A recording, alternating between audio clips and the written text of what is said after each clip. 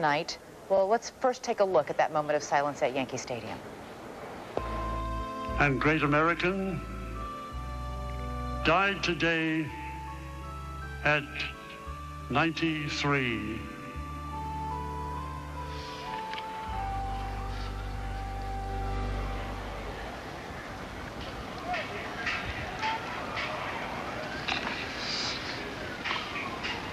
And now, please remain standing and join in singing with Kate Smith's rendition of God Bless America.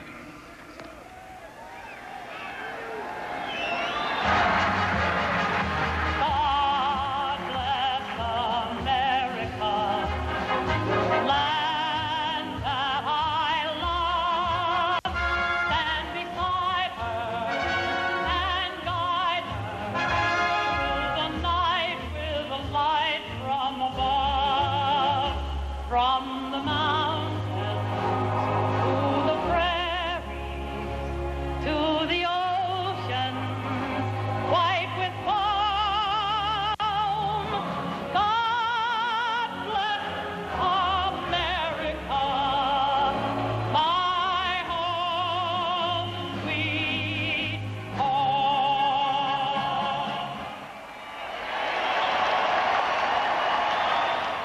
And that the scene, of course, at Yankee Stadium just a short time ago this afternoon. The news being spread there to the audience who had not heard it prior to that former President Ronald Reagan died this afternoon at his home in Bel Air. It was followed then by a moment of silence, and as you heard, a singing of God Bless America. But for those of you just joining us, the 40th President of the United States at the age of 93, dying today after a 10-year battle with Alzheimer's. His family had received word that the end was near. He had been suffering from pneumonia in the last week.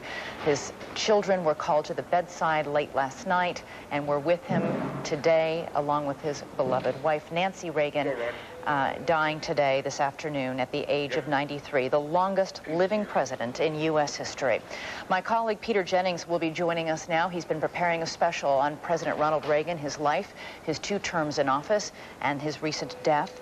And as we leave you, we will take one more look back at the life of Ronald Reagan.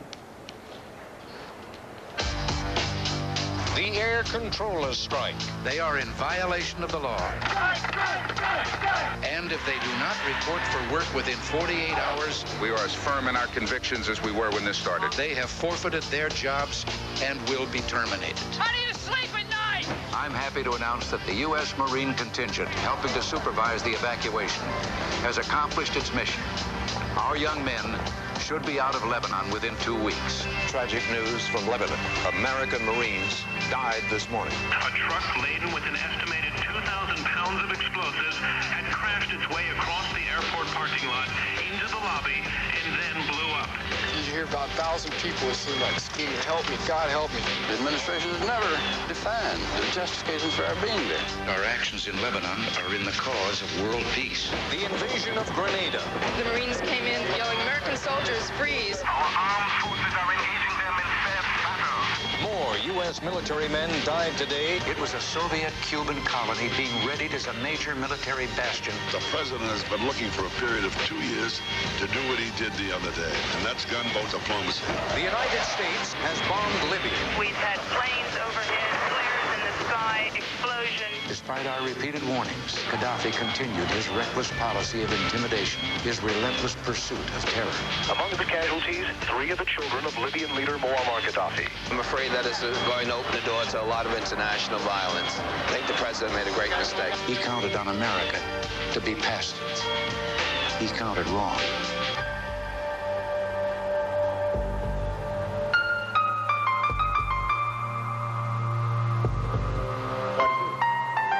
Good evening, everybody. I'm Peter Jennings at ABC News headquarters. You surely know, if you've been anywhere near a radio or a television set today, that Ronald Reagan died at his home in Bel Air today at the age of 93. And undoubtedly, you have been given, at the very least, the bare bones of what occurred throughout the day and begun to have some sense of the presidency of Ronald Reagan, the 40th President of the United States, which has had such a significant effect on America and on the world. President Reagan, often given credit for the significant shift in the 20th century from the liberal to the conservative era. We are all going to be able now to share in the next 3 or 4 days in this remembrance of President Reagan. The President is still at his home. His body is still at his home in Bel Air. His body is going to go before too long to the morgue, and then it will go to the Presidential Library at Simi Valley in California, and then will come to lie in state in the nation's capital, Washington, and then the President will go back and be buried in California. So there will be ample time now for all of the country, of every generation, to recall the impact of the President and his life from 1911 to 2004. We're going to go to the home in California now. ABC's Brian Rooney is at the house in Bel Air.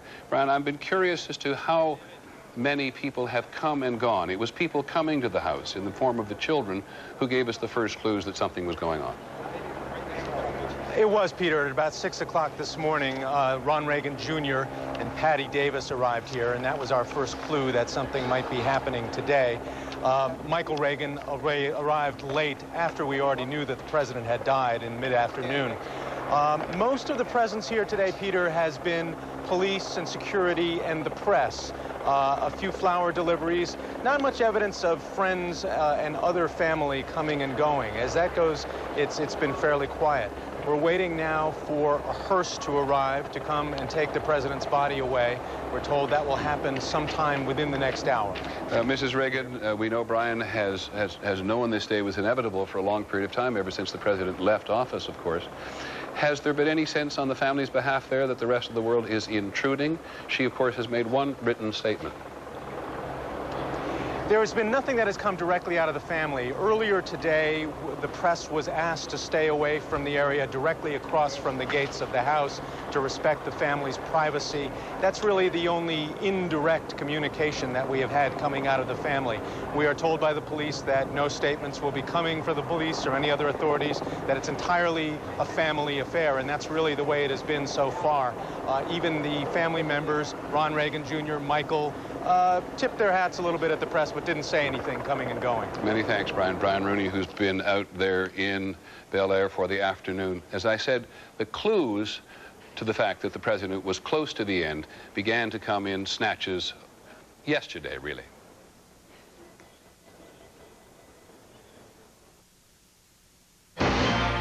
This is an ABC News special. He was the 40th president of the United States. Ronald Reagan has died at 93. Kaminsky's down to the 30. Not a man around him. He's into the clear now. Kaminsky on the 20. The 50. There's a crack up, but it's all in the game. It gives the Red Cross boys something to do. Not a widow and orphans. Sure. And I began to think maybe you were playing the South Sea Circuit. You knew better. How could I know? Are you best known for your performances in pictures? Of the responsibility conferred by your trust, I accept your nomination for the President of the United States. And will Mr. Gorbachev tear down this wall. And so, goodbye. God bless you. And God bless the United States of America.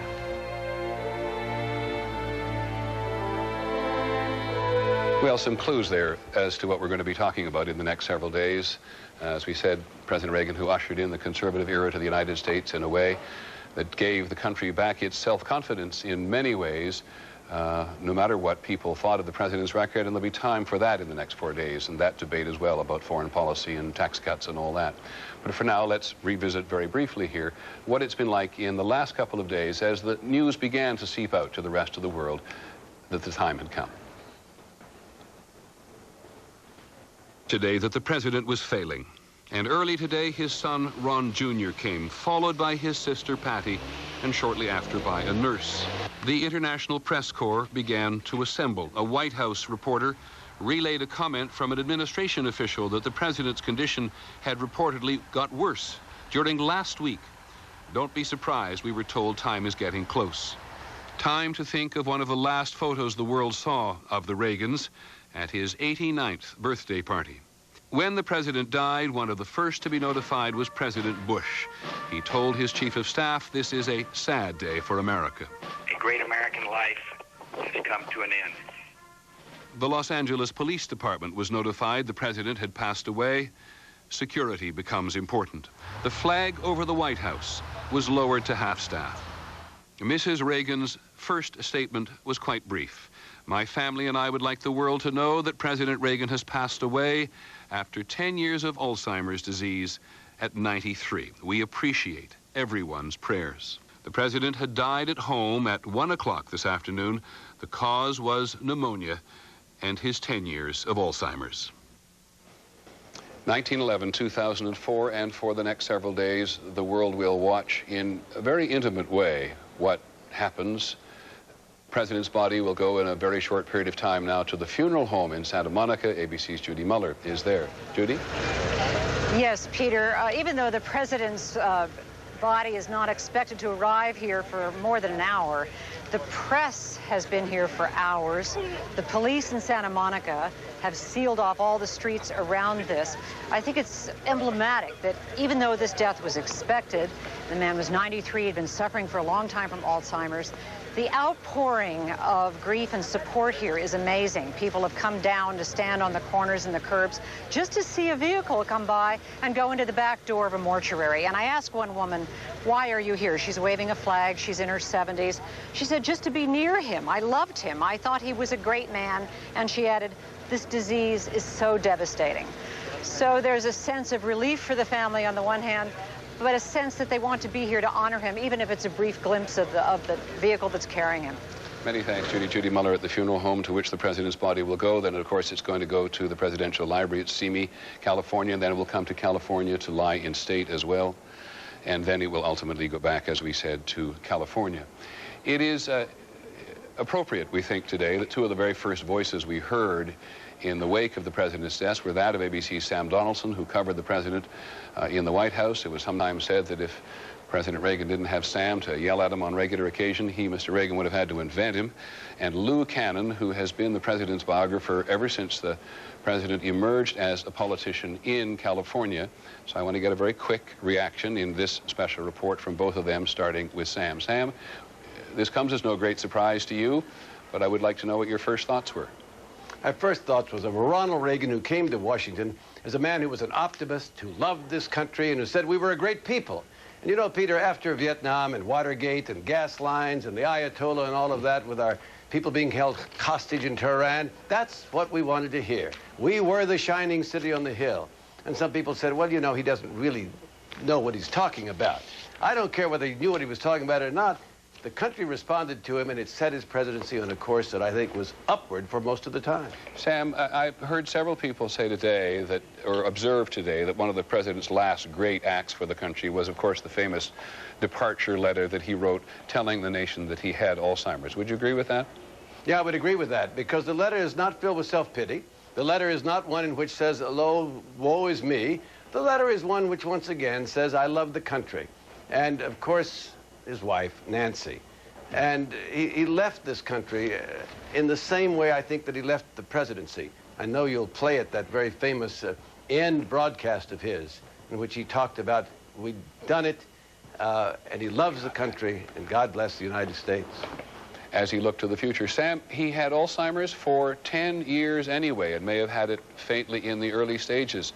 So it's an observation, at least, on his extraordinary physical and mental strength that he lasted as long as he did with Alzheimer's. But Ronald Reagan's heart kept pumping. And remember, he had this hip problem. He broke it, and most people at that age, that would be the end of them. And he came back from that. But Peter, when he came to the presidency and turned 70 in February and then was shot at the end of March, how many people could have gone through that? He almost died, as you know so well, as he got out of his limousine and went into George Washington Hospital. And he survived that. And one of the enduring moments for me of Ronald Reagan's quips was when he left the hospital and someone yelled at him and said, Mr. President, what are you going to do when you get back to the White House? And he said, sit down. Thank you, Sam. I'm going to come back to Sam in just 1 second to give us, if you haven't had a chance so far today, to get a real sense of the fabric, the web and woof of the president's life. But I want to get a quick comment from Lou Cannon, the president biographer. Lou, do you think it is going to be possible to remember President Reagan in short phrases? Is there going to be a sign on a wall somewhere that will encapsulate him, or is he more complex than that? I think there'll be a lot of attempts to memorize him in short phrases, tear down this wall for one. Right. But I think that Ronald Reagan is deceptively complex. He wasn't a complicated person, but he was a very smart guy and a very masterful politician, and he knew what he wanted to accomplish. And maybe he didn't know what was going on in the stuff that wasn't on his screen, but the stuff that was on his screen, the most important thing being dealing with the Soviet Union and ending the Cold War, he just knew an awful lot. And this all shucks style of his, as you know, Peter, because you knew him, concealed a very, very smart political brain. Lou, I don't know you're not going anywhere. Thank you very much. So not complex, but complicated, and I don't think anybody can say it better than Lou Cannon. All of us who prepared for this particular day and the next 4 days all went back and read Lou Cannon's books about the president once, if not twice. But there were, as he points out, these three very essential things: fight communism, cut taxes, reduce the size of government. Didn't manage to do the latter, as he successfully did with the first two, but it's one of the things that we will be able to talk to over the next several days, giving us all a sort of communal sense of the country. And Sam makes an interesting point, and will head you in this direction at the moment, which is to say one of the most worthwhile things to do about President Reagan, now that he has died, will be to listen to him at length from some of these great speeches, which, as I said, are now very much in the fabric because he was, as we've said so many times, the great communicator. But here with a review of his life, just in case you've been doing other things today, is our former White House correspondent, ever-present character, Sam Donaldson. It is time for us to realize that we're too great a nation to limit ourselves to small dreams. We're not, as some would have us believe, doomed to an inevitable decline. Let us begin an era of national renewal. Let us renew our determination, our courage, and our strength. And let us renew our faith and our hope. We have every right to dream heroic dreams. It was with that challenge that Ronald Reagan launched his presidency, and the drive to realize his dream of an America that would be, in his words, a shining city on a hill. At 69, he was the oldest man ever elected president, by an unexpectedly large margin over incumbent Democrat Jimmy Carter. And his inauguration occurred at an electric moment in American history. Just 36 minutes after he took the oath of office, word flashed across the country that a flight had lifted off from Iranian soil, carrying 52 Americans to freedom, after 144 days as hostages of Iran. Some 30 minutes ago, the planes bearing our prisoners left Iranian airspace and are now free of Iran. But less than 2 months after his inaugural declaration of hope and confidence in America, it appeared his dreams had been shattered.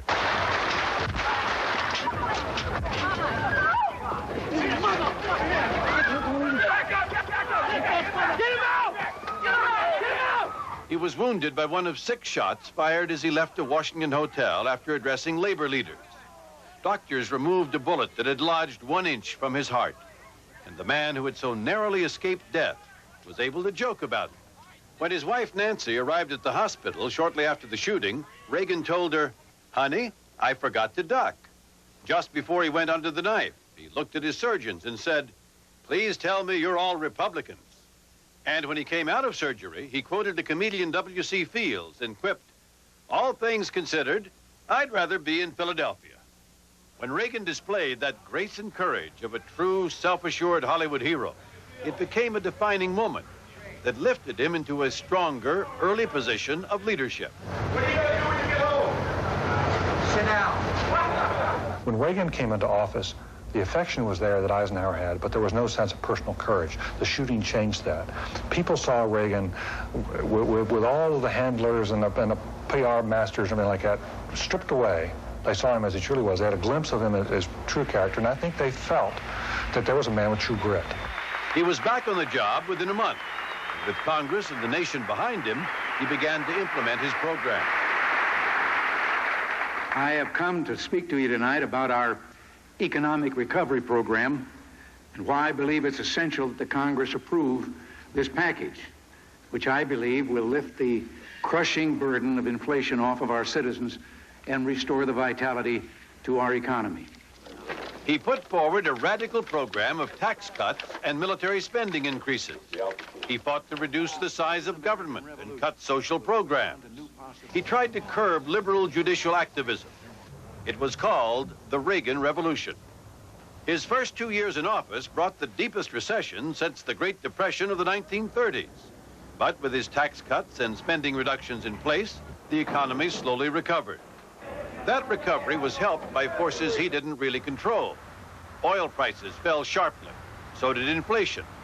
With that, the Federal Reserve could drive down interest rates and inflation even further. The tax cuts fueled consumer spending, and a period of history-making prosperity followed. Tonight, we can take pride in 25 straight months of economic growth, the strongest in 34 years. And that recovery confirmed his belief in the power of free market capitalism.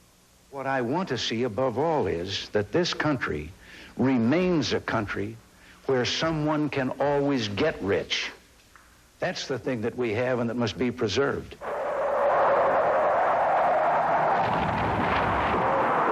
Ronald Reagan came to the presidency a passionate cold warrior. He sent more than 8,000 American troops to the tiny Caribbean island nation of Grenada. Several hundred Cubans were overwhelmed, and the Marxist government there was overthrown. I now present to you our own national hero, our own rescuer after God, Ronald Reagan, President of the United States of America.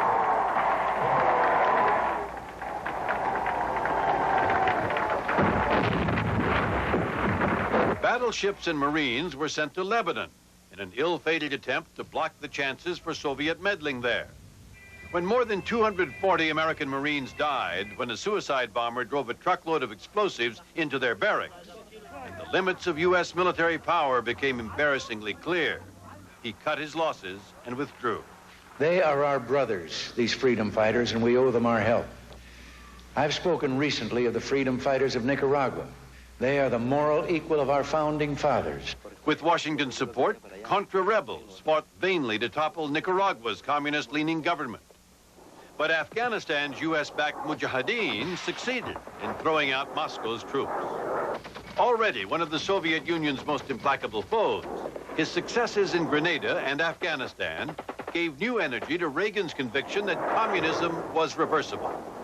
Thus was born the Reagan Doctrine, supporting anti-communist movements almost anywhere, with weapons and money, and the moral symbolism which was always part of Ronald Reagan's arsenal. Freedom is not the sole prerogative of a chosen few. It is the universal right of all God's children. Reagan was convinced the U.S. had fallen badly behind the Soviets through a decade of military neglect. So he initiated the biggest military buildup in peacetime history, at a cost of more than $1.5 trillion. But after pushing through the largest tax cut in U.S. history, he was stubbornly opposed to raising taxes to pay for the increased defense spending. His convictions on certain matters are so powerful and so deeply rooted that it just blanks out his willingness to consider facts. The fact is that the man who sold himself as an enemy of big government and big government spending ran up what was then the largest debt in the nation's history, $2.6 trillion. It took $2 billion a week just to pay the interest. It was his desire to outmaneuver and outdevelop the Soviets that led to one of the most controversial proposals and one of the boldest strokes of the Reagan presidency, the Strategic Defense Initiative, better known as Star Wars. What if free people could live secure in the knowledge that their security did not rest upon the threat of instant U.S. retaliation to deter a Soviet attack, that we could intercept and destroy strategic ballistic missiles before they reached our own soil or that of our allies? Will it ever work? We may never know. Star Wars research is ongoing. After his landslide election to a second term, Reagan concluded that times had changed. He forged ahead with arms control. In 1987, he signed a treaty with Soviet leader Mikhail Gorbachev that actually reduced the number of nuclear missiles. a first. He held 4 summit meetings with Gorbachev that led to a thaw in U.S.-Soviet relations. He went to Moscow and walked in Red Square with the man he had learned to call my friend. And like a wide-eyed schoolboy, he came back one night to show his wife the sights. But while he was winning high marks for playing peacemaker abroad, at home he was facing the biggest catastrophe of his political career. We did not, repeat, did not trade weapons or anything else for hostages, nor will we. It was Ronald Reagan's desire to rescue American hostages being held in the Middle East that provoked the worst crisis of his presidency, the Iran-Contra scandal. I can't remember just when, in all the calls and meetings and so forth. Because Reagan delegated authority and distanced himself from details, it was easy to believe he really didn't know that an illegal operation was being carried out literally beneath his feet in the White House basement. Although there are still those who insist he knew exactly what was going on and managed to outfox investigators to the very end. The scheme was to sell arms to Iran in exchange for the release of U.S. hostages in Lebanon.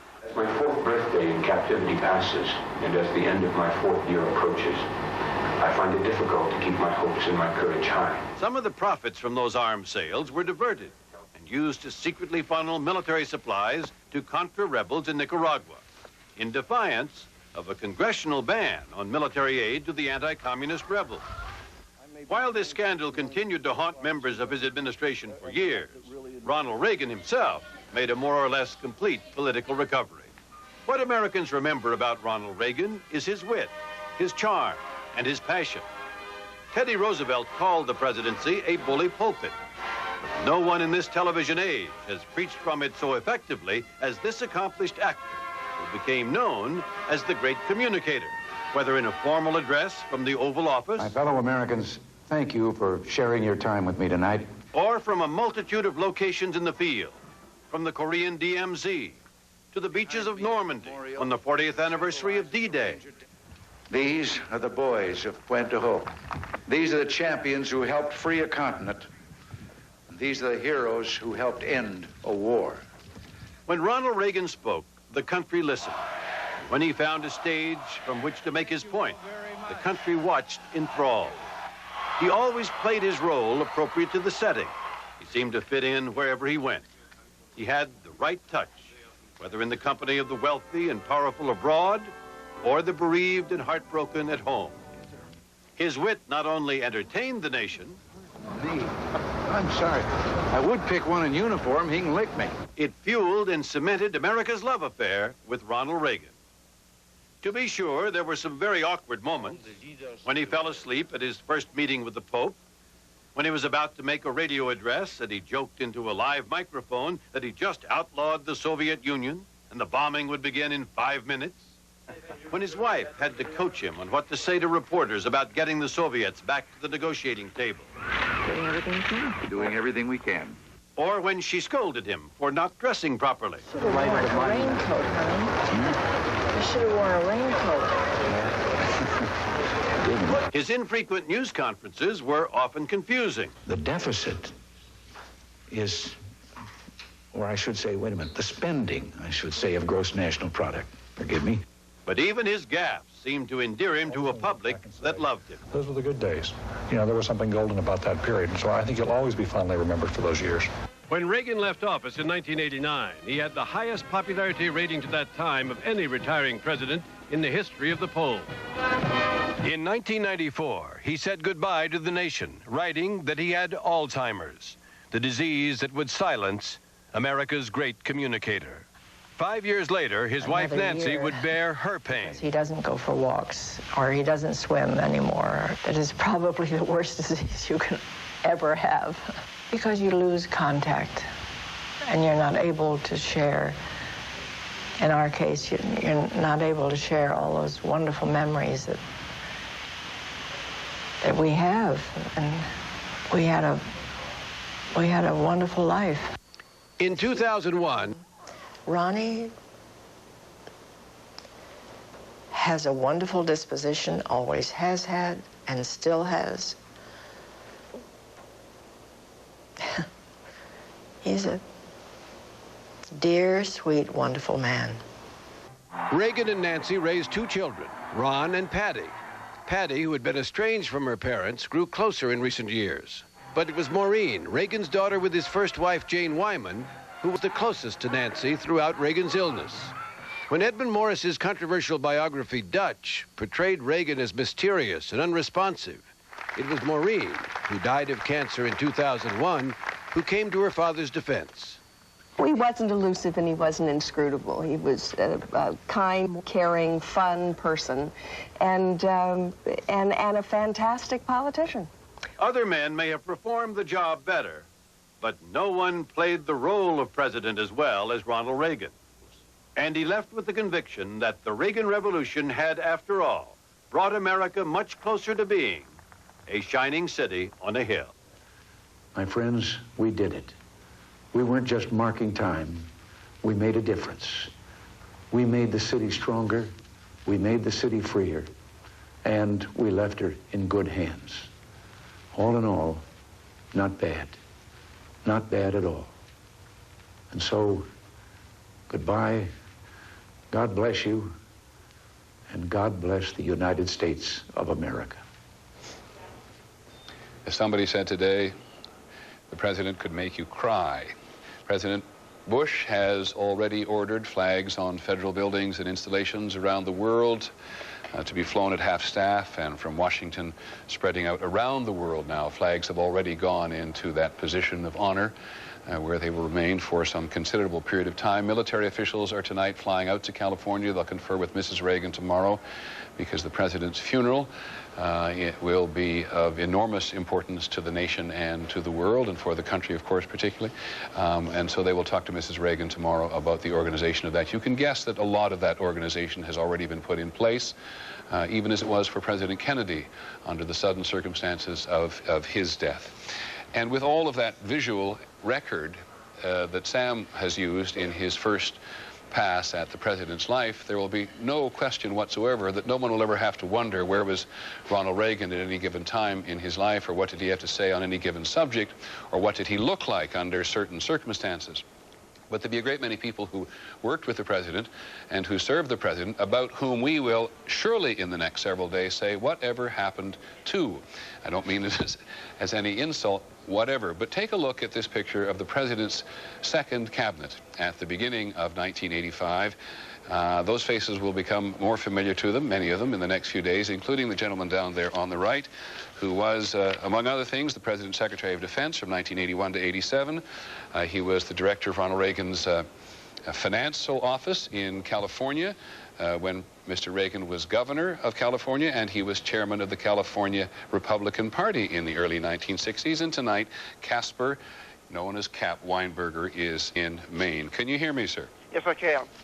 What were your thoughts this afternoon? Well, it's a very sad day for the country and for the world, as a matter of fact. He was a wonderful man, and from his personal point of view, I think it's a release from what had only been pretty much agony for the last few years, unable to recognize anyone or do anything that he loved most doing. But he was a great president, and he served the world, and he served the United States extraordinarily well, and he did it by not believing the conventional wisdom, but being convinced that we had to increase the strength of the military and increase the strength of the economy by cutting taxes and working for growth. Mr. Weinberger, what do you think, and I'm sure you've given this some thought, what do you think his legacy will be? Well, I think his legacy will be that he did turn around the conventional wisdom. He overturned it. He did all the things that the economists said wouldn't work to strengthen the economy, and they did work. And he did all of the things that everybody told him was politically very unpopular, and that was strengthening the defense and being willing to spend the money that we had neglected to spend in the previous decades. These are tremendous accomplishments, and he always told me with considerable amusement that when the reporters first heard about his plans, they called it Reaganomics. And he said to me, but I understand now that it's working. They don't call it Reaganomics anymore. I know there'll be a long list of people who will ask you for an anecdote about the president. And again, I'm sure you've thought of one, or have many. Let us be the first in line. Well, do you have a favorite anecdote? Yes, I always enjoyed the way he worked with foreign leaders. We had Prime Minister Mulroney, as he was then, of Canada, down, and they both had big, thick briefing books about acid rain and all kinds of trade dispute between the countries, and there was a certain amount of tension, and President Reagan opened the conference by putting his great, big, thick briefing book very ceremoniously, closing it and putting it to one side. Prime Minister Mulroney then did the same thing, and they told Irish jokes for about 20 minutes. At the end of that time, Prime Minister Mulroney was ready to agree to almost anything that President Reagan wanted, and that was a way in which he built his tremendous strength among foreign leaders. Well, I very much appreciate hearing from you today, sir. Thank you very much for the time. I hope we'll talk to you again as the week goes on. Nice to talk to you. Caspar Weinberger, the former Secretary of Defense in President Reagan's second cabinet. Let me go back to Lou Cannon now and Sam Donaldson very briefly. Lou Cannon, a lot of people thought that Ronald Reagan didn't prepare very well, but in fact, he read his briefing books pretty assiduously, did he not? You know, all of us, I suppose, in the White House press corps took a poke or two at Reagan for not being prepared. But I was struck when there were, by what Alexander Besmirtnik, who was the deputy foreign minister of the Soviet Union, said in a conference after the Cold War had ended. He said that Ronald Reagan he was at all those summits, and Ronald Reagan was very, very well prepared for them. And he would start throwing those notes. You know, he had those 3x5 cards or 4x6 cards or whatever they were, and he would throw those notes away and start talking to us in that direct way. And then he said how much he admired the president and thought that he was a very good negotiator and that he had ideals, as Gorbachev did. So where did he get this reputation of not being prepared? He did it. I think Ronald Reagan's greatest asset was that he was underestimated. And he did everything to make people underestimate him. You know, he told jokes. He said, I know nobody ever died of hard work, but I figured why take a chance? He said about the deficit. He said, I'm not worried about the deficit. It's big enough to take care of itself. He would do these things, and he would have this sort of aw shucks, amiable, you know, folksy manner, and he'd tell an anecdote instead of giving a policy analysis, and people would say, he's this sort of what he was called an amiable dunce once, I think, by one of the Democrats, but he really wasn't. I mean, it was really a style he affected. He told me. I remember when he met Tip O'Neill when he was president-elect. And Tip O'Neill, who liked to test people, said, "Well, you're in the big leagues now, Mr. Yeah, you're in the big leagues now. This Sacramento was the minor leagues." And Reagan's people were furious because they thought Speaker O'Neill was putting him down. Reagan liked Tip, and he said, he told me afterward, he said, if they don't think I'm in the big leagues or a big leaguer, we'll see. And I think he contributed quite deliberately in some ways to the underestimation of him as a politician and as a president. Again, Lou, many thanks. Thanks very much. I can't impress upon people how lucky we are to have Lou Cannon. He's devoted his adult career to Ronald Reagan, and I think Sam Donaldson, who is also with us, would agree with me that there's probably no reporter who knew President Reagan any better than Lou did. But I wonder, Sam, as you watched him all these years, whether you thought the president knew people well or people knew him well, other than, of course, Mrs. Reagan. Well, I think there were two Ronald Reagans in a sense. There was the Ronald Reagan the public saw. He was a kind man. He was jovial, as Lou points out. He did all that. And there was the fierce Reagan who had fierce policies. I mean, isn't it ironic, Peter, that here's a man who came to the presidency and people said, he's a cold warrior. He's going to get us into war. And in fact, by the end of his presidency, he'd hastened the end of the Soviet Union without a war. But if I may just say, of course, he would say that Mikhail Gorbachev certainly helped him. He was an actor, and he was proud of that. In fact, Peter, he once said, I don't see how you can be an effective president if you weren't an actor. And that moment at Geneva, when he met Gorbachev, to me, shows how much stagecraft is important and how well he did it. Remember, Peter, it was a terribly cold day. I was certainly was. Death out there. Everybody was. And here came the leader of the Russians, a man in his 50s, very robust man. He got out of his big Zil car. He was bundled up. He had this cap on, which he took off.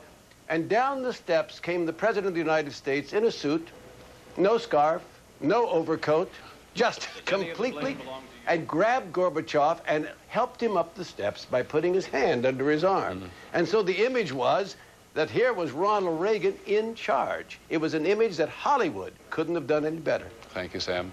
We all remember the meeting with Mr. Gorbachev so well. There was concern after they'd had lunch together that President Reagan had given away a whole class of nuclear missiles, and his nuclear reduction team was absolutely panic-stricken as to what he might have done when they were not at his elbow. But as Sam points out, there will be a huge amount of debate in the next 4 years, not to mention in terms of history. We may not get to the real history of Ronald Reagan for 25 years until all of the presidential papers have been released and studied.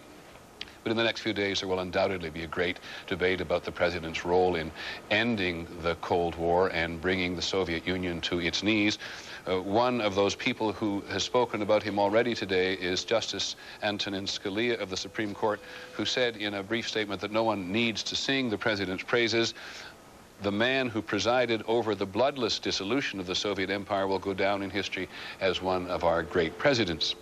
The Chief Justice of the United States today, William Rehnquist, who was appointed by the President, said he will always be extremely grateful to Ronald Reagan for having conferred upon him the high honor of becoming the Chief Justice of the United States.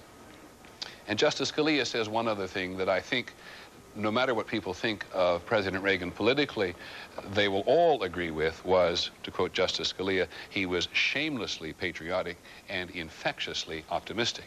And of course, he was a character long before the presidency, long before becoming governor of California. Here with that part of his life is ABC's Barbara Walters.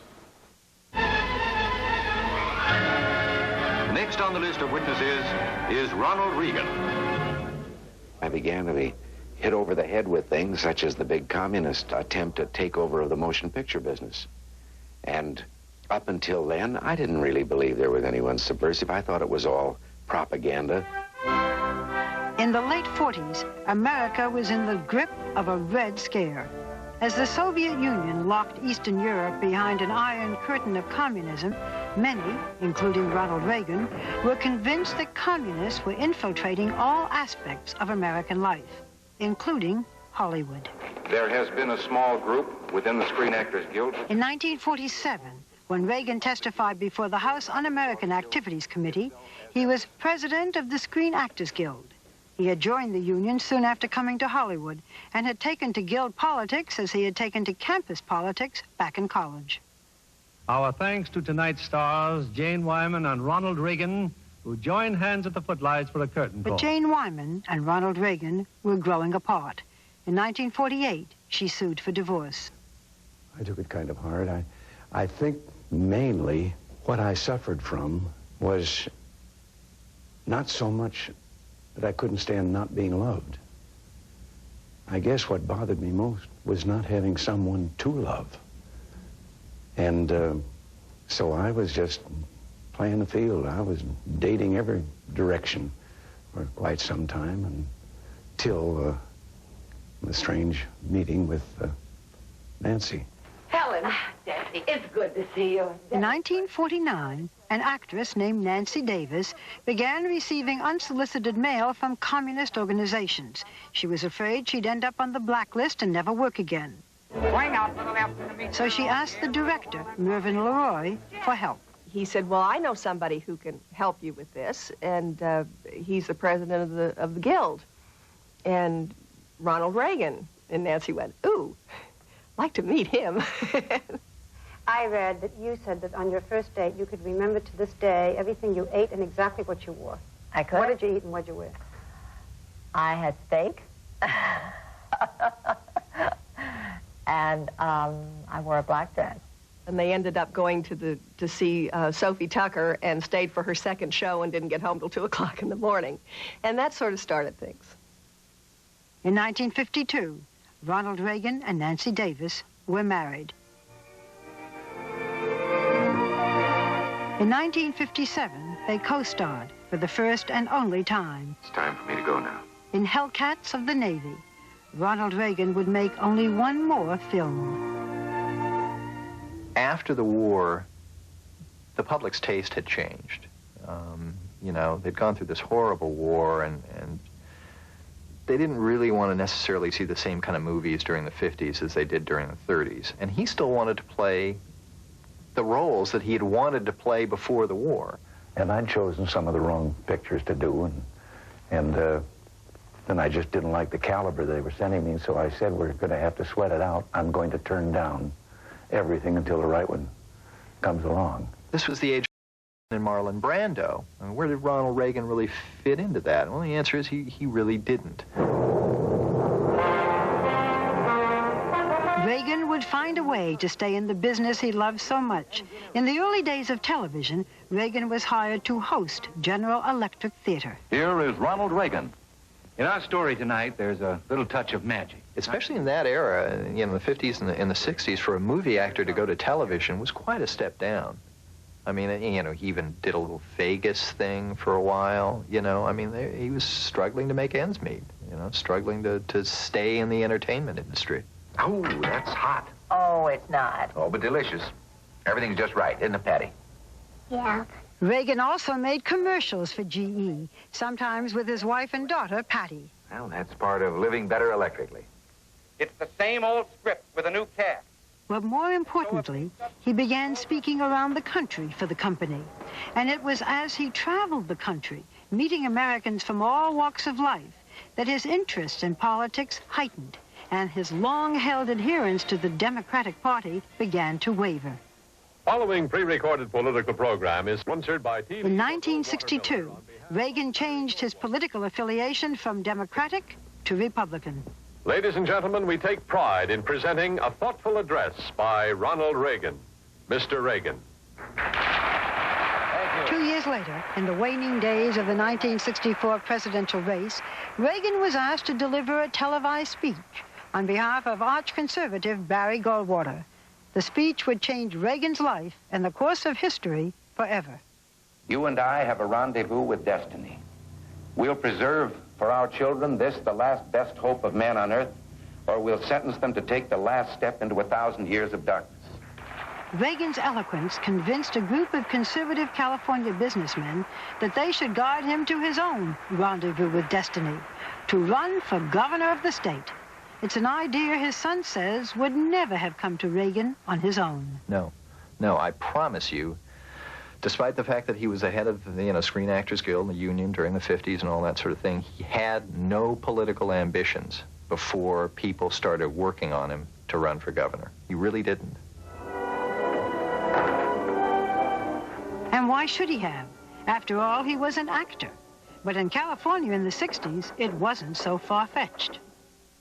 People in California were used to actors.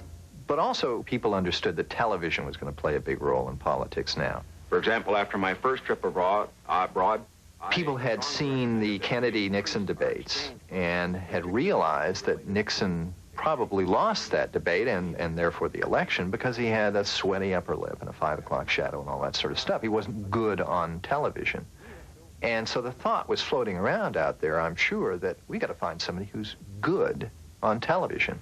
You talk. And here's this guy who's, used to traveling around the country talking to people, who's, in television, who's not a big movie star right now, which means we can't get him, which means he won't do the gig. So let's give it a try. Like so much else in Reagan's life, an apparent setback had opened a whole new world to him. If he'd gotten the job at the Montgomery Ward store back in Dixon, he might never have gone into radio. If his film career had continued to thrive, he might never have entered politics. I've come to a decision that even a short time ago I would have thought impossible for me to make.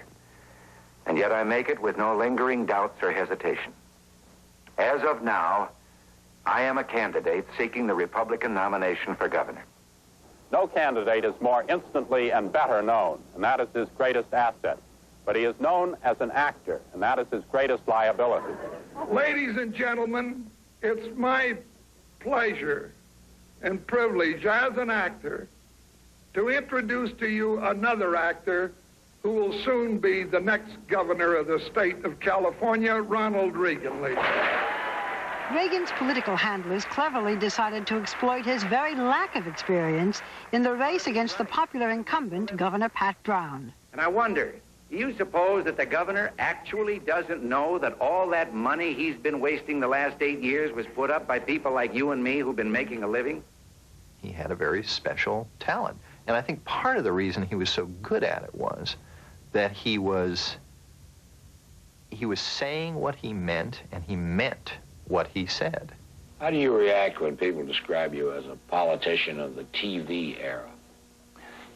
Well, I think they've shown a great misunderstanding of that device over there. You know, there are some things you can learn in show business that work pretty good. And one thing we've always known is that when you look into that camera in a close-up, you better be telling the truth, or that camera will reveal it. Reagan won in the landslide, beating Brown by nearly 1 million votes. And if he hadn't won? Unsolved Mysteries might have had a different host. You know, Robert Stack might have gone to run for his money. He probably just would have kept doing television or something until he couldn't anymore. You know, really, that would have been it. But Reagan was now on a new career path, and already the talk was not simply of Sacramento, but of Washington. His most ardent supporters are already unfurling Reagan for President banners. And a Reagan run for the presidency wasn't far off. All those voices on the old newsreels, they're not quite like that today. Barbara Walters is with us, as she should be and wants to be on an occasion like this. Barbara, you know... By the way, my voice is not what it was, and the hair comb and the short skirt is not what it was. You have the enviable position of knowing major figures in slightly different ways, I think, than other reporters do. At the risk of intruding on her relationship with you, how do you think Mrs. Reagan will get through the next week? She's very strong, isn't she? She is physically frail. I think when you see her, you may be surprised to see that she is somewhat frail, that when she walks, you sort of want to take her under the arm and help her. You know, they have been married for 52 years. She said when she met him in 1947, her life began. So that even though this has been going on, they have expected him now for several weeks for this to happen. It still has to be a shock, although she has said to friends, I'm at peace. And now it will be up to those friends and the children. She has quite a complicated relationship with her children to sustain her now. Do you believe that Mrs. Reagan, as I do, that Mrs. Reagan has been very deeply involved in what the nation's farewell to her husband will be? Absolutely. You know, this is a woman who was his protector when he was in the White House, has been his protector these last years, had published his love poems, has published his letters so that people would see that this was an intelligent and sensitive man and not a man who was intellectually limited, as some have said. She was his sounding board. She was his most powerful advisor. And I think what you will see in the days ahead is her hand in it and her wanting this to be the kind of memorial that she and that most of the country, I think, want him to have. Very glad you're here. Many thanks, Barbara Walters. Here's another excerpt from a piece of Barbara's work about the President and Mrs. Reagan, because the notion of their love story, married for 52 years, the notion of their love story has always been a part of the presidential story. Clark Gable had a line once that there's nothing more wonderful for a man than to approach his own doorstep, knowing that someone on the other side of the door is listening for the sound of his footsteps. I thought I was marrying an actor. Little did I dream. I can't imagine life without her.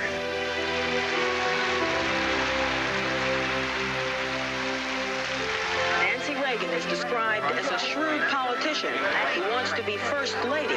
I believe as much as Ronald Reagan wants to be president. The question was, am I going to run the government? No, I'm not going to run the government. People would have been able to end run him every week because he would have been trusting. She was there to say, oh, no, I know what this person's up to. you should have worn a raincoat. Mr. President, when will you be leaving? We'll see. Doing everything we can. I'm double lucky. I'm very lucky to have her. And I'm lucky in that I know how lucky I am and appreciate it. They are totally self-contained. I think it's wonderful. They don't need anybody else but them. Well, I guess because we love each other, and our first concern is for each other.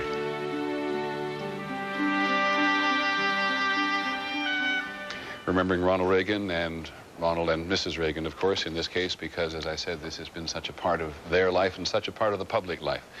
There, I must tell you, is the hearse carrying the president's body, arriving at the funeral home in California. The first not too long step from Bel Air to Santa Monica. First step on a journey which will take the president's body and the country's good wishes from California to Washington and then back to Washington again before, I suspect, this week is over. I want to stay for just a moment with the love story, I guess we can call it, between the President and Mrs. Reagan. On the telephone with us tonight is Bob Colacello, who's a consultant to ABC News. He works for Vanity Fair, and he is currently working on a book about the President and Mrs. Reagan's marriage. Are you there, Bob? Yes, I am, Peter. Your thoughts on the Reagan love affair that we've been talking about briefly here this evening? I think it's one of the great love affairs in history, really, because it was a marriage that so affected the life of the country. I don't think Ronald Reagan would have become governor of California or president had he not married Nancy Davis. And I base that on talks, interviews with scores of people ranging from, you know, the man who ran his campaign for governor to close personal friends like Betsy Bloomingdale, who all believe that. How difficult have these final years and months been for them? That is to say, Mr. and Mrs. Reagan?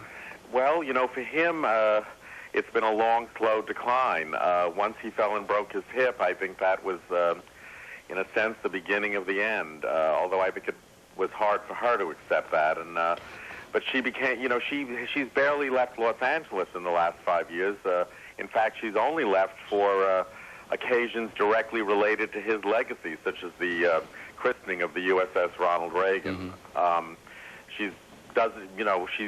She would never dream of, for example, accepting an invitation to the Vanity Fair Oscar party. She's just been so totally devoted to being next to him.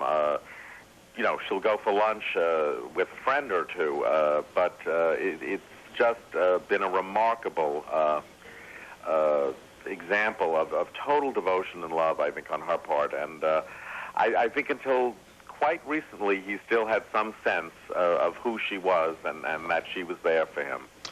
Many thanks, Bob. I appreciate you taking the time. I know we're going to have a chance to talk to you as the week continues and as we see many, many, many pictures of the President and Mrs. Reagan together, which was so important to them.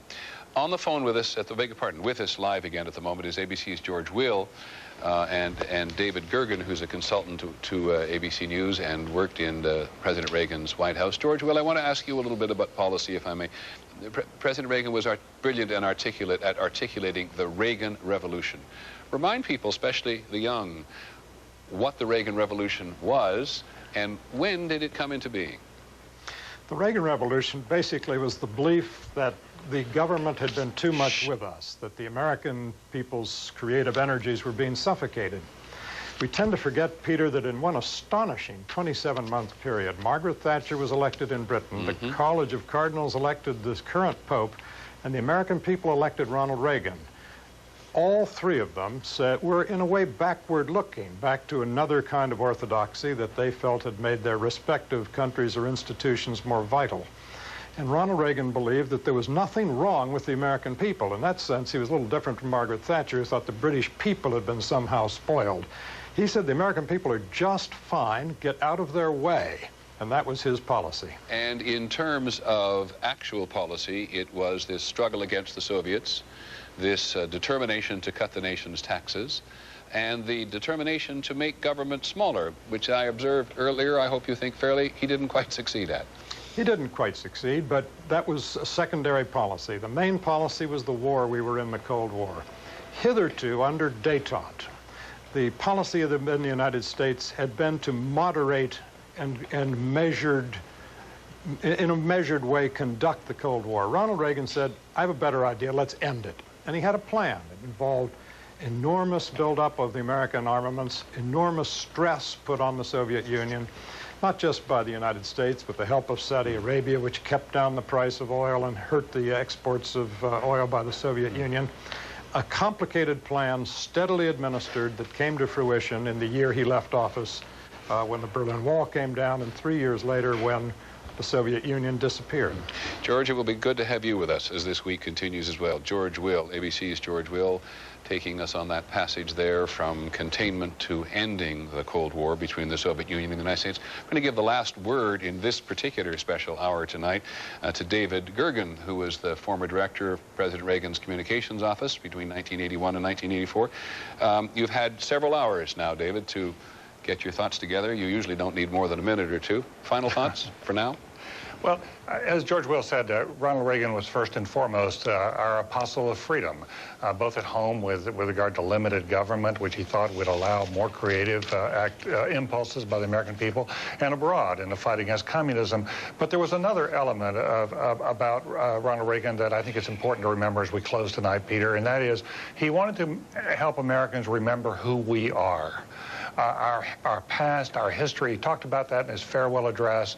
He believed that, and one of his favorite phrases was a John Winthrop phrase from the Pilgrim days about America becoming a city upon a hill. Mm-hmm. And that was moved Reagan, and I think his proudest achievement was not only that he set us on a road toward greater freedom, but that he also restored the morale of the American people. And he said in his farewell address, he hoped we would always remember our history and our great heroes. And he always believed, David Gergen, thank you very much. We'll hear from you often throughout the week that there were, for America, always bright days ahead.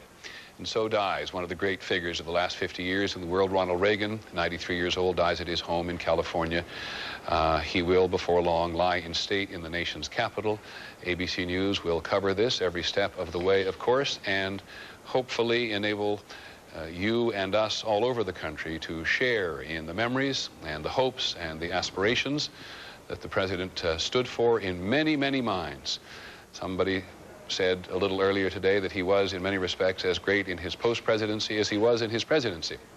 Things to consider in the next several days. I'm Peter Jennings. Thank you for joining us.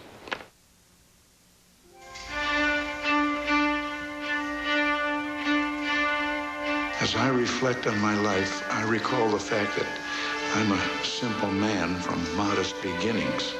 The Reagans of Illinois had little in material terms, but we were emotionally healthy, for we were Americans. Young people in a young land with the best days ahead.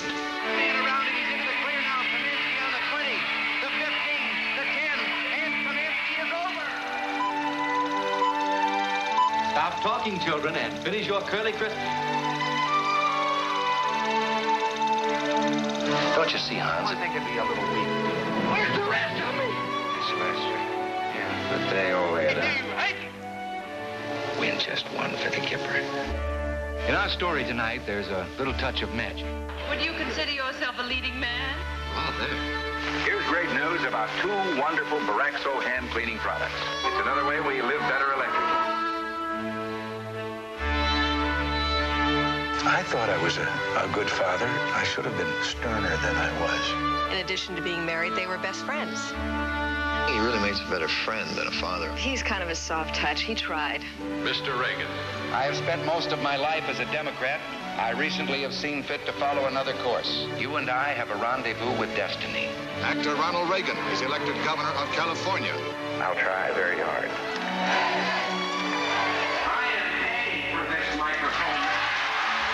I accept your nomination for the president. It is, in truth, a Reagan-Republican landslide. I, Ronald Reagan, do solemnly swear The planes bearing our prisoners left Iranian airspace. Tragic news from Lebanon. American Marines died this morning. Mr. Gorbachev, tear down this wall.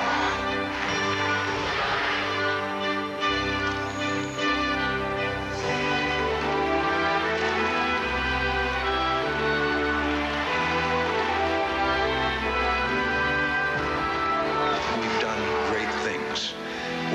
faith with a promise as old as this land we love and as big as the sky.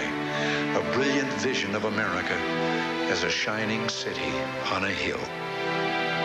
Whatever else history may say about me when I'm gone, I hope it will record that I appealed to your best hopes, not your worst fears, to your confidence rather than your doubts.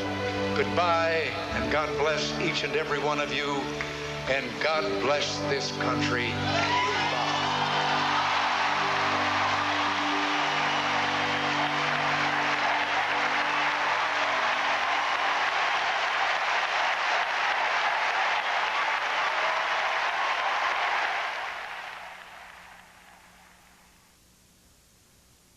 This has been a presentation of ABC News. This is ABC. Welcome back to our live coverage here at MSNBC. In less than 2 hours, President Bush will mark the 60th anniversary of D-Day from Normandy. And we'll be live all night, by the way. Finally, this hour, Ronald Reagan was always known as a natural speaker, of course, the great communicator he is called. We leave you tonight with some of his most memorable thoughts as spoken by Ronald Reagan himself, the great communicator. America is never going to give up its special mission in this earth. Never. Making a case, sending a message. Washington doesn't solve problems, it subsidizes them. I am paying for this microphone. Are you better off than you were 4 years ago? Tapping the power of persuasion and memory. You go out there and win one for the giver. Go ahead, make my day. Tear down this wall. These are the boys that went to hope. They slipped the surly bonds of earth to touch the face of God. This was Ronald Reagan. You ain't seen nothing yet.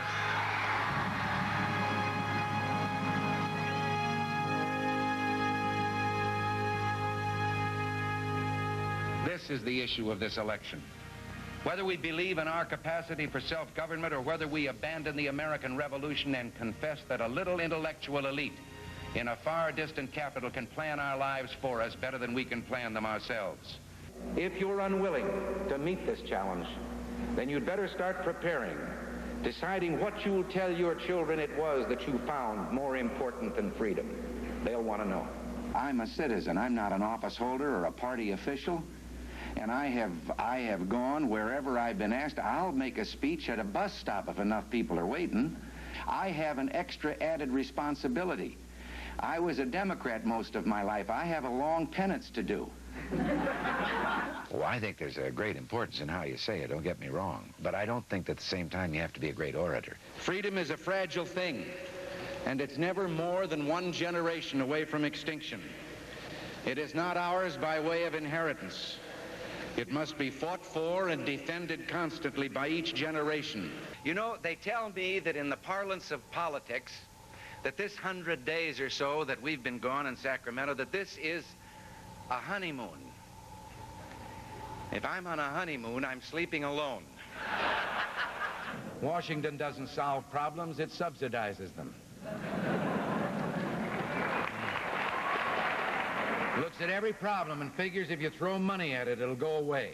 In this election season, there is an American out there who's been a forgotten man. Perhaps because he asks very little of government except freedom. He holds the whole bureaucratic structure of government on his tired back, and he works 2.5 hours each day just to pay its cost. He wants leadership. Leadership that will restore his faith in government and perhaps his faith in himself. Would the sound man please turn Mr. Reagan's mic off for a moment?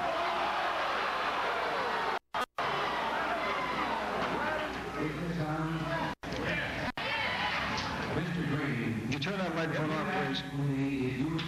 I am paying for this microphone. I will not stand by and watch this great country destroy itself under mediocre leadership that drifts from one crisis to the next, eroding our national will and purpose. I, Ronald Reagan, do solemnly swear that I will faithfully execute the office of President of the United States. Let us renew our determination, our courage, and our strength. We will again be the exemplar of freedom and a beacon of hope for those who do not now have freedom. Let terrorists be aware that when the rules of international behavior are violated, our policy will be one of swift and effective retribution. Mr. Gorbachev, tear down this wall. And it's good to know that Miss Liberty is still giving life to the dream of mechanisms could be cast aside and people of every nation could live together as one. As for the enemies of freedom, those who are potential adversaries, they will be reminded that peace is the highest aspiration of the American people. We will negotiate for it, sacrifice for it. We will not surrender for it now or ever. When our citizens are abused or attacked anywhere in the world on the direct orders of a hostile regime, we will respond so long as I'm in this Oval Office. Self-defense is not only our right, it is our duty. These are the boys of Puente Hope. These are the men who took the cliffs. These are the champions who helped free a continent. And these are the heroes who helped end a war. This morning at 7 a.m., the union representing those who man America's air traffic control facilities called a strike. If they do not report for work within 48 hours, they have forfeited their jobs and will be terminated. I regret to say that we're in the worst economic mess since the Great Depression. May I say that this is the first time I've given the Medal of Freedom with the intuition that the recipient might take it home, melt it down, and turn it into something that can be sold to help the poor. Tomorrow, when mountains greet the dawn, will you go out there and win one for the Gipper? You members of the graduating class of 1981. I don't really go back that far. I didn't know about any diversion of funds to the Contras, but as president, I cannot escape responsibility. We will never forget them, nor the last time we saw them this morning, as they prepared for their journey and waved goodbye and slipped the surly bonds of earth to touch the face of God. The way I see it, there were two great triumphs, two things that I'm proudest of. One is the economic recovery in which the people of America created and filled 19 million new jobs. The other is the recovery of respected again in the world and looked to for leadership. And so, goodbye, God bless you, and God bless the United States of America. And whatever else history may say about me when I'm gone, I hope it will record that I appealed to your best hopes, not your worst fears, to your confidence rather than your doubts. And finally, my fellow Americans, may every dawn be a great new beginning for America, and every evening bring us closer to that shining city upon a hill.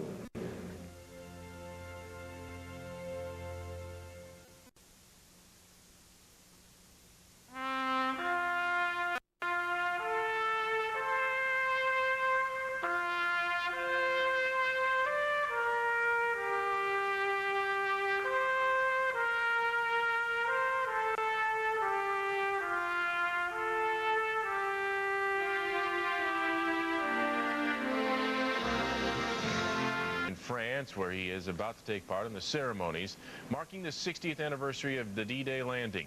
Here now are the president's remarks.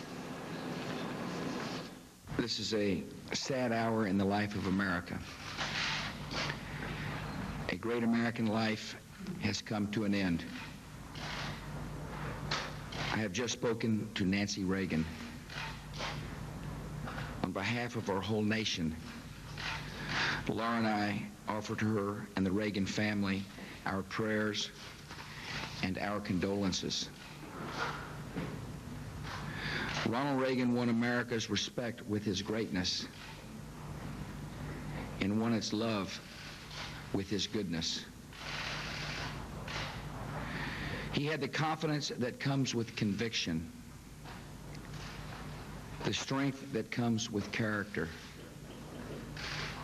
the grace that comes with humility, and the humor that comes with wisdom.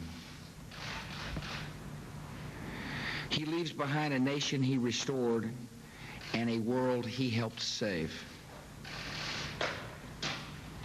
During the years of President Reagan, America laid to rest an era of division and self-doubt. And because of his leadership, the world laid to rest an era of fear and tyranny. Now, in laying our leader to rest, we say thank you. He always told us that for America, the best was yet to come. We comfort ourselves in the knowledge that this is true for him, too. His work is done, and now a shining city awaits him. May God bless Ronald Reagan. The remarks of the president a little bit earlier in honor of former President Reagan. President Bush has ordered flags flown at half-staff in federal buildings for the next 30 days. NBC's Tom Brokaw will be anchoring live from Normandy here on MSNBC, and we have an exclusive interview with President Bush. We'll have that coming up for you just a little bit later on this morning.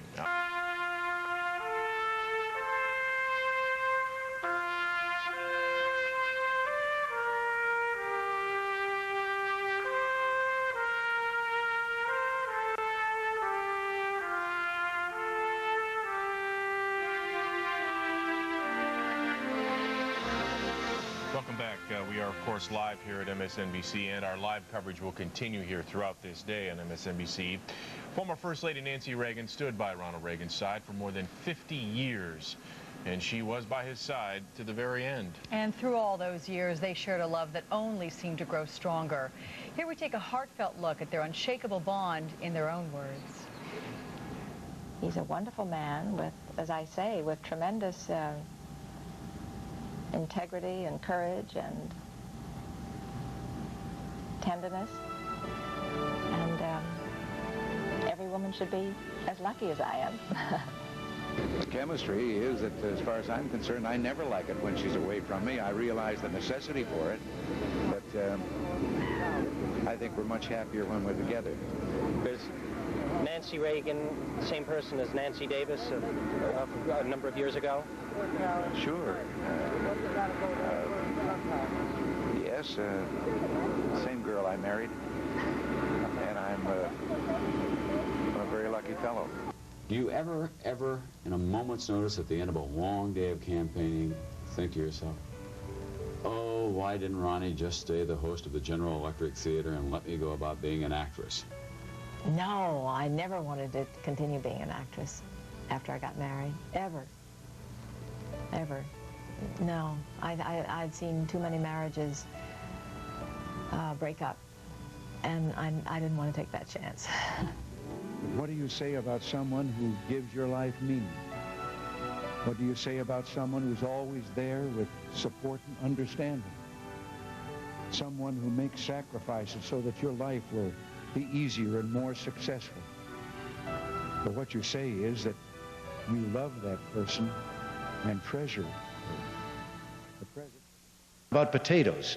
Oh, he said, Comrade Commissar, if we could put the potatoes in one pile, they would reach the foot of God. And the Commissar said, this is the Soviet Union. There is no God. He said, that's all right. There are no potatoes. He could laugh, too, in the face of death. Mr. President! After a would-be assassin's bullet lodged just an inch from his heart, he joked to Mrs. Reagan, honey, I forgot to duck.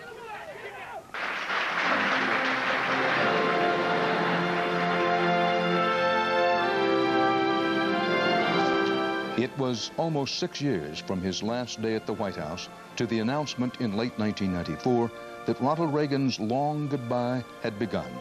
His world and his wit shrouded by the darkening shadow of Alzheimer's disease.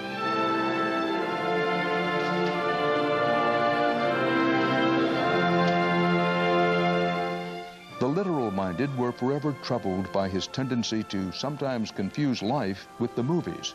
But he understood, like very few leaders before or since, the power of myth and storytelling. In his films and his political life, Ronald Reagan stood at the intersection where dreams and reality meet, and with a wink and a one-liner, always held out hope for a happy ending. Someday when the team's up against it, brakes are beating the boys. Ask them to go in there with all they've got. Win just one for the Gipper. Go out there and win one for the Gipper.